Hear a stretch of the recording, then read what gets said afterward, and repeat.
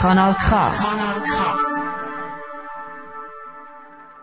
Merci de votre fidélité sur le 3xWcanalK.ch. Rapidement, direction Abidjan. Et on l'a dit, à 4 mois de l'élection présidentielle en Côte d'Ivoire, les débats se font partout ailleurs, même dans le milieu panafricain. Mais nous avons aujourd'hui deux Ivoiriens rapidement. On va les présenter d'abord rapidement. Professeur Mamadou Koulibaly, bonsoir. Oui, bonsoir. Bonsoir à vous et bonsoir à professeur Baloubi et bonsoir à tous nos auditeurs. Merci de nous Bonsoir, monsieur le président. Voilà. Merci de nous accompagner en ligne, en direct depuis Abidjan. Professeur Mamadou Koulibaly, beaucoup de panafricains vous connaissent, mais alors là, vous êtes fondateur du parti politique Liberté, Démocratie pour la République Leader. Vous êtes un ancien président de l'Assemblée nationale ivoirienne. Alors, professeur Jérôme Baloubi, vous êtes enseignant-chercheur à l'université Cocody, ancien président du réseau africain des secrétaires généraux des universités francophones, et va nous accompagner également dans cette émission, ou bien dans ce débat sur la Côte d'Ivoire. Sénateur, il est avocat depuis Luxembourg. Sénateur, rebonsoir. Oui, bonsoir Sylvain Amos, bonsoir chers invités. Rapidement. Bonsoir. Alors, rapidement, professeur Mamadou Koulibaly, l'actualité en Côte d'Ivoire cette semaine, c'est la tenue de la procédure d'examen de la demande d'un procès en appel contre messieurs Gbagbo et Blé Goudé.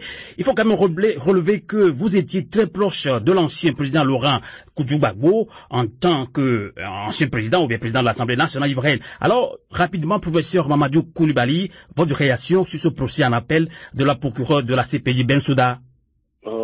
Qu'est-ce qu'on peut dire là? Je réagis comme tous les Africains qui sont choqués par la violence exercée contre ce monsieur par une justice qui n'est pas du tout indépendante et qui manque totalement de partialité, alors que à la naissance, l'on a cru qu'elle aurait apporté un peu plus de sérieux dans la gouvernance africaine, un peu plus de considération pour les justices africaines vis-à-vis des populations.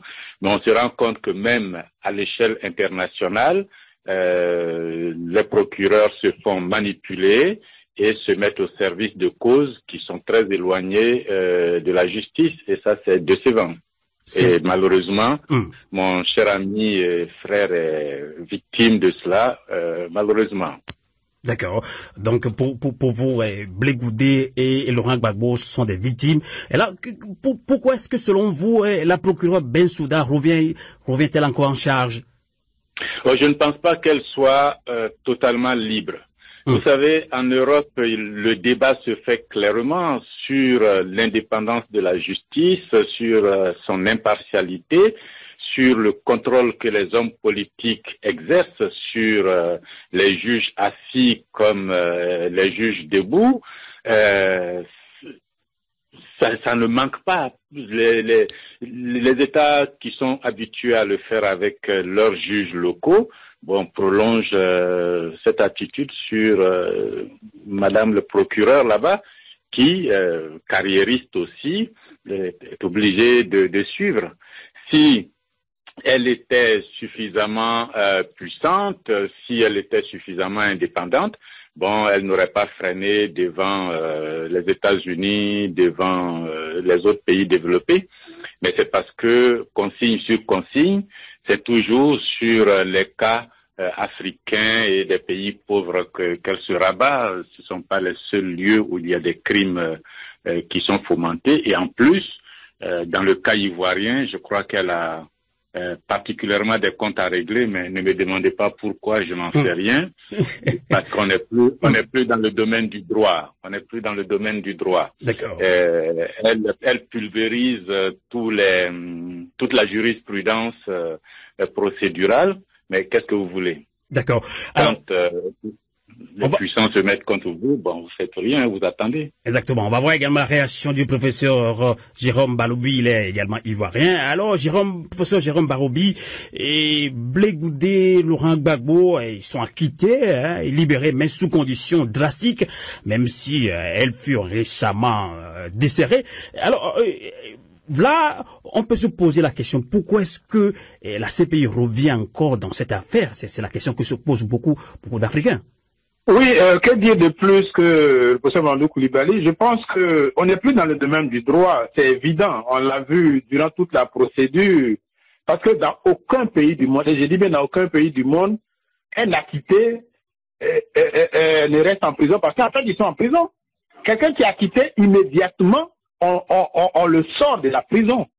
Alors, il n'y a que dans le cas de Laurent Gbagbo et Blé Goudé que cela est possible. Et il n'y a que la CPI qu'on puisse faire des choses pareilles. Donc, comme l'a dit mon prédécesseur, on n'est plus dans le droit. On n'est plus dans le droit et tout le monde sait, c'est évident aujourd'hui que la procureure joue sa carrière, elle est sous l'influence des politiques et c'est évident qu'on sait d'où ça vient. Parce que ne serait-ce que même de la procédure d'écoute des témoins des enquêtes, Madame Bensouda, elle a enquêté à charge. Depuis 10 ans, elle n'a jamais enquêté dans l'autre camp. Donc c'est clair qu'elle est manipulée, c'est clair qu'elle roule pour quelqu'un, c'est clair qu'on l'utilise, on la manipule. Comme le président Koulibaly l'a dit, les crimes contre l'humanité, il n'y a pas qu'en Afrique qu'on le fait. D'ailleurs, l'Afrique est souvent le théâtre de crimes commis par les grandes puissances. Ils s'en sortent tranquillement. D'accord. Alors, oui, les États-Unis interviennent dans des pays où ils tuent des gens, on tue des réfugiés, des enfants dans les hôpitaux, personne n'en parle. Voilà, donc c'est clair que la justice, enfin la CPI a déjà un camp et on sait lequel c'est. D'accord. On va voir rapidement si notre collaborateur, il est avocat, sénateur depuis Luxembourg, est-ce qu'il a une question à soumettre au professeur Mamadou Koulibaly, sénateur? Oui, merci Sylvain Avos. Donc ma question pour rebondir aux réactions des professeurs, de messieurs les professeurs. Si j'ai bien saisi leur réaction, on est en présence plutôt d'un projet politique. Gbagbo Laurent et Blé Goudé seraient victimes des enjeux géopolitiques. Alors, si on se situe purement sur ce terrain, je sais très bien que vous n'êtes pas partie prenante de la procédure, bien sûr. Une fois que les puissances, là en l'occurrence la France et l'ONU ont dépossédé l'ancien régime, enfin l'ancien tenant du pouvoir du fauteuil présidentiel, celui-ci fut arrêté par les autorités nouvellement installées en Côte d'Ivoire. Alors pourquoi mettre encore en branle toute cette procédure dont nous apprécions tous ensemble aujourd'hui le caractère assez hideux, ce n'est que mon avis, mais je pense l'avoir lu aussi dans vos propos. Pourquoi alors organiser cette mascarade-là de justice internationale alors qu'ils auraient pu, puisqu'ils étaient déjà eu gain de cause, ils auraient pu, ils se seraient juste arrêtés après l'avoir dépossédé du pouvoir et appréhendé par le pouvoir nouvellement installé. Professeur Mamadou Koulibaly, est-ce que vous avez suivi la question de sénateur de Luxembourg? J'ai bien suivi. Ils sont partis de l'hypothèse qu'il n'y avait rien à faire. Les preuves étaient établies que Gbagbo avait organisé des crimes en intelligence avec d'autres personnes. Le procureur était parti sur l'hypothèse que c'était en 2 temps 3 mouvements, en 6 mois là c'est fini, jugé, condamné et terminé. On parlerait plus de ça. Et puis après 7 ans, 8 ans, je ne sais plus, 9 ans de procédure, elle n'est pas arrivée à prouver ce qu'elle avait considéré comme procédure. Ça, c'est très humiliant déjà. Elle n'est pas arrivée à convoquer, parce qu'une condamnation claire de Gbagbo Laurent aurait signifié que l'autre camp est peut-être, comment est-ce qu'on dirait, innocent. Elle n'ayant pas pu prouver la culpabilité de Gbagbo, il était maintenant question qu'elle aille voir de l'autre côté quelle serait la culpabilité des autres. Parce que des enquêtes ont bien prouvé, de l'ONU, du gouvernement local, des autorités de l'Union européenne, que tous les camps en présence avaient une armée et tous les camps ont tué.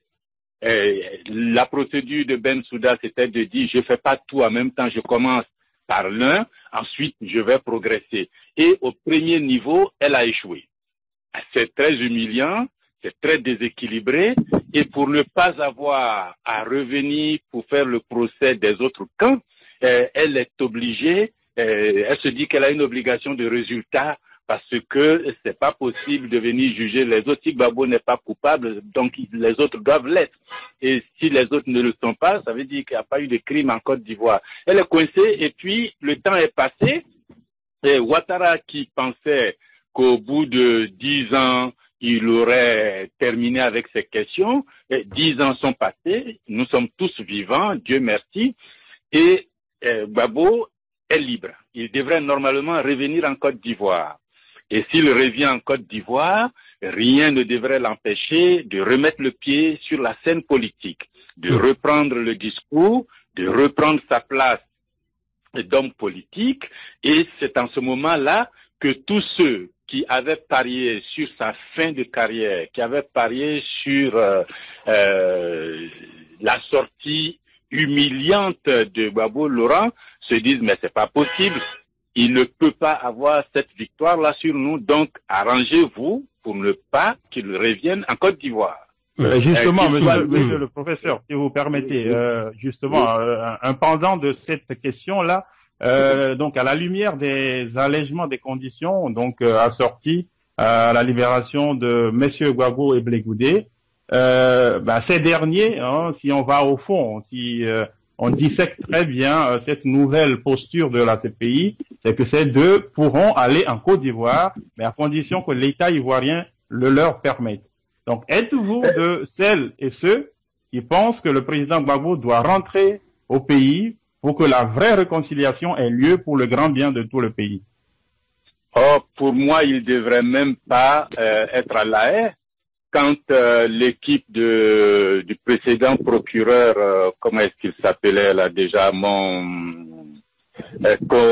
Ocampo. Quand l'équipe du précédent procureur Ocampo est arrivée à Abidjan, ils ont discuté avec tout le monde. Quand ils m'ont rencontré, je leur ai dit, je n'irai témoigner pour quoi que ce soit tant que c'est seulement Gbagbo Laurent qui est là-bas. Si vous êtes capable d'attraper Ouattara et Soro et les gens de leur camp, parce que ils avaient tous une armée, ils ont tous tué des gens, alors vous aurez peut-être une justice. Mais attraper un camp et y aller, je n'y vais pas. Soit vous m'arrêtez moi-même et puis vous me conduisez là-bas, soit vous vous débrouillez parce que vous ne pourrez pas faire la justice comme ça. Gbagbo ne devait même pas être là-bas.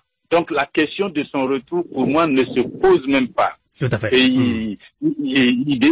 Aujourd'hui, c'est pas le président ivoirien, à mon avis, qui bloque. Parce que si la CPI, au moment où ils sont acquittés du tribunal, les avait laissé prendre leurs bagages pour prendre l'avion et revenir ici, on aurait dit, bon, on va voir maintenant ce qui va se passer sur le champ. Mais c'est que le procureur a même bloqué la procédure pour faire un appel et puis des conditions. Ils sont encore en prison. Donc, pour répondre à votre question, la présence de Gbagbo là-bas, c'est ce qui est injuste. Son retour ici est dans l'ordre normal des choses. Ce qu'il fait de sa vie après son retour, ça c'est son problème.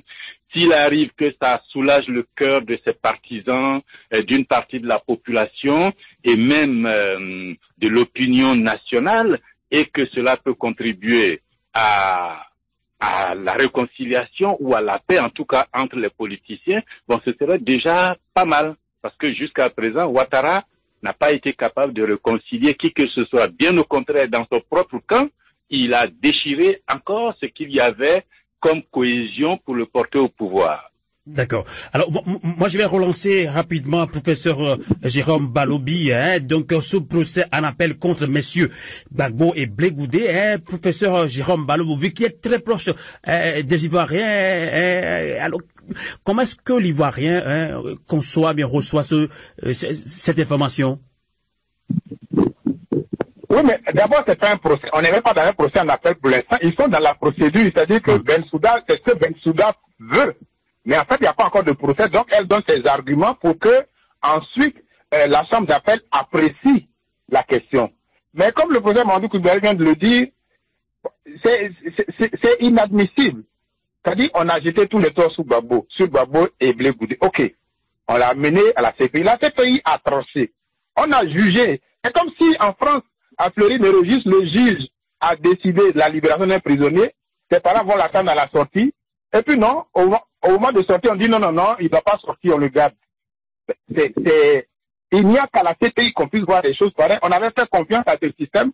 Malheureusement, la CPI a démontré qu'elle est un instrument politique. Le retour de Gbagbo, moi je ne vois pas pourquoi ça doit se poser comme question. C'est son pays. On l'a injustement transféré, on l'a enlevé pour l'amener à la CPI. C'est vrai que la CPI a dit qu'il n'a pas commis de crime, mais ça ne devait même pas se poser comme problème. Et puis, le président Ouattara, s'il veut être un chef, un véritable chef d'État, mais quelqu'un que tu as amené en prison, on a démontré à la face du monde qu'il n'a rien fait, qu'il est libre. Au contraire, tu devais même favoriser son retour, tu devais même susciter cela. Mais si ça devient un problème, c'est que effectivement, on n'a pas encore de justice. Et on le voit. On le voit tous les jours parce que pendant 7 ou 8 ans, ils ont fait des procédures. C'est Bensouda qui a envoyé ses témoins. 82 témoins. Qui n'ont rien démontré. Alors, il y a quel élément nouveau? Il n'y a pas d'élément nouveau. Elle est manipulée, tout le monde le sait, ça saute aux yeux. Donc, les Ivoiriens sont frustrés. Sont frustrés d'abord, et puis en colère, parce que ça ne peut pas se comprendre. Ça ne peut pas se comprendre. Bon, j'espère qu'on va entrer dans la question des élections tout à l'heure. Parce que dans ces conditions-là, on va aller aux élections, je vois pas d'intérêt. D'accord. On va en parler justement. Et à 4 mois des élections présidentielles, l'alternance pacifique est-elle possible en octobre prochain? C'est la question que se posent beaucoup d'Africains et d'Ivoiriens. Justement, et professeur Mamadou Coulibaly. Et l'autre actualité, c'est la révision de la liste électorale en vue des élections présidentielles d'octobre prochain. Et le pouvoir ivoirien semble avoir entendu les demandes répétées de l'opposition pour la prolongation de la période de l'enrôlement des Ivoiriens. Et alors, vous, en tant que candidat de votre parti leader, est-ce que vous êtes satisfait? Oh, pas du tout. Vous savez, il faut pas penser que le gouvernement a entendu les réclamations et les demandes de l'opposition. Le gouvernement s'écoute lui-même et a fait selon son propre agenda. Ce que l'opposition demandait depuis 2011, 12, 13, 14, 15, 16, chaque année, c'était de faire l'enrôlement annuellement comme le code électoral, comme la Constitution le demande. Chaque année, les gens qui ont 18 ans vont s'enrôler, mais jamais le gouvernement ne l'a accepté et il a toujours attendu l'année électorale et en général 5 à 6 mois avant l'échéance pour appeler les gens à aller faire leur enrôlement et en leur donnant toujours, jamais un délai définitif, toujours 10 jours, prolongeable à 15 jours, et puis comme ils sont généreux, ils peuvent aller jusqu'à 1 mois. Ça, c'est pas du tout ce que l'opposition a demandé. L'opposition souhaitait un plan clair. On sait à quelle date ça commence, on sait à quelle date ça finit. Deuxièmement, l'opposition a demandé que cet enrôlement se fasse exceptionnellement dans des conditions favorables aux populations gratuitement pour les confections des pièces. Le gouvernement ne l'a pas écouté, a commencé par dire qu'il faut payer et puis ensuite essaie de moduler selon son rythme.